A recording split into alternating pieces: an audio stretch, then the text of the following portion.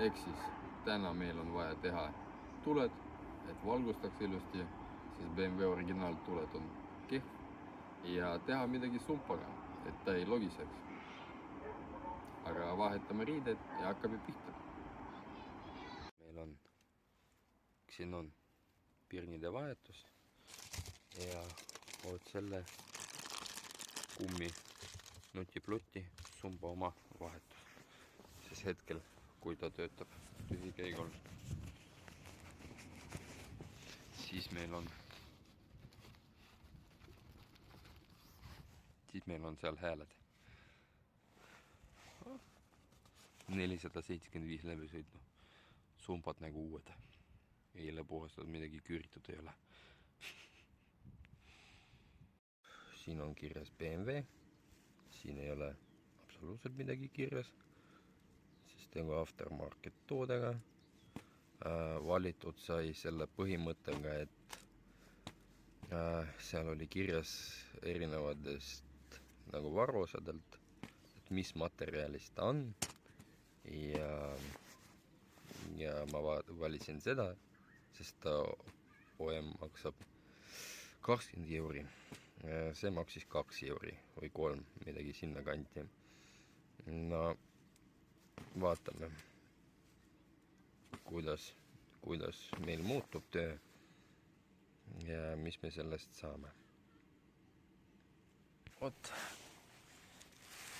siin meil uus varuosa paigaldatud. Rohkem nagu käsitsi siuksest kolistamist ei ole. Lähme paneme käima ta ja vaatame, sest kui ta ei jää vaikseks, siis siin on meil veel üks. Ma mingil põhjusel unustasin. Aga okei, teeme ära. Unustasin, et neid on 2 ja mitte 1, aga okei. Vähemalt praegu kolin. Vist peaks minema väiksemaks või üldse 0. Vaatame, proovime. Ehk siis start.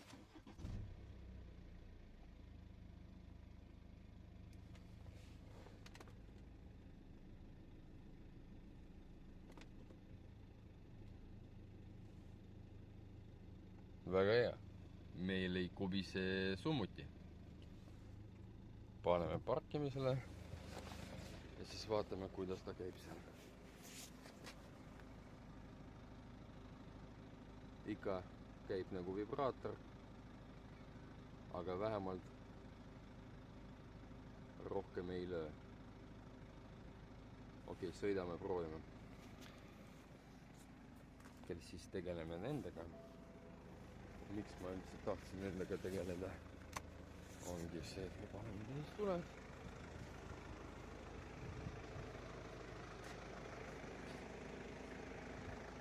Valgus on erinev, näitavad kehvasti. Ja selleks meil on vaja vot need portid lahti keerata ja pirni vahetada. Vaatame, kas mul on vaja tungrauaga ta üles ajada või ei ole vaja. Vana pirn, juba vatti saanud. Uus pirn on siukne. Kuidas siin see element? Element on päris okei. Peame teisendama seda plastik kinni siia.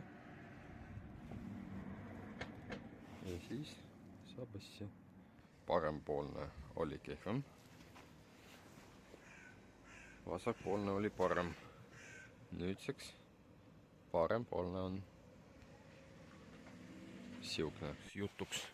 Tundub, et tegelikult selleks, et vahetada pirni, siin meil on vaja tule maha võtta. Stange maha, tuld maha. Õnneks siin on keegi juba seda läbi elanud ja seda polti lahti teinud. See on jube raske kätte saada. Need 2 on kerge. Milleks nad teevad siukse asju? Kui näiteks pirni peab reaalselt võimalikult olla vahetada tee peal. See on päris suur. Ei oska ilma ruppuseta öelda. Aga see on päris suur probleem seda kätte saada. Kui see oleks peal, siis ma arvan, ma kindlasti peaks stange maha võtma. ja tule maha võtma. Ma ei tea, mis tuleb paremal küll. Selle poolega läks veidi kiirem. Siin üks on kaotatud. Pigem nii, jah, pigem ta oli nii. Ühe ma kaotasin, peab teda otsima ära, aga ülemist ma ei hakka panema. See on väga suur töö ja vist ebamõistlik. 3-ga ka kannatab. Paneme nüüd kokku. Vot nii väike ruum seal on. Ruumi on täitsa puudu. Võiks seda mõistlikum teha. Aga okei, inženeerid on inženeerid.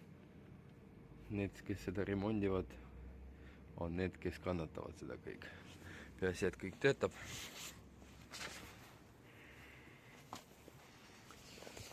Peaks nüüd valgustama väga hästi, sest need pirnid ma panin ükskord E92 peale ja valgus tuli kõvasti rohkem.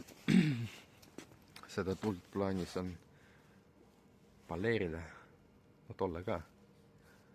Ma ei tea, ideaalis muidugi lihvida ka teda. Aga okei, vaatame. Võib-olla lihtsalt paleerkale ka üle.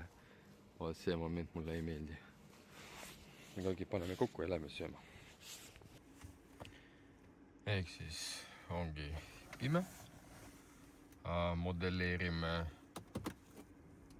olukord.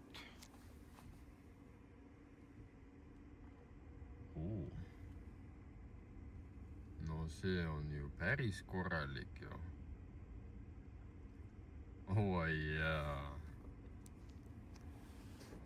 Vot nii ideaalis näeb juht.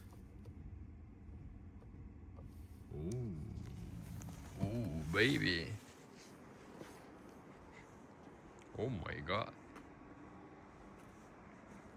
Ei no siukse valgusega ma võin maanteid röövida. Ja kas on näha?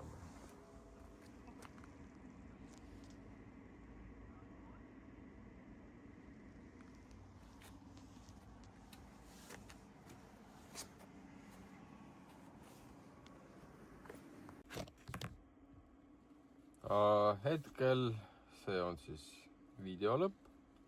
Ütleks, et esimene eksperiment nende pirnidega mul oli E92 BMW 3. seeria kupee peal. Mulle väga meeldis tulemus ja sellepärast ma mõtlesingi, et siin lahendus 3400 kelvinit on kehva ja 6000 kelvinit on üliäge ja väga hea. Ja nüüd ma näen, kuhu sõita. Sest, no ma ei tea, kes vaatas mingit minu videosi, siis te saate aru, et ma vihkan pimedas sõita. Ja nüüd elu on parem. Aga aitäh, et vaatasite. Ja kohtumiseni. Varsti hakkame otsima uut projektiautot. Nii-öelda daily, mis vajab natukene investeerimist. See on mingi minu ideaalne siukne video jaoks auto. Ja loodame, et teile meeldib, mis ma siin mõni hetk krutin.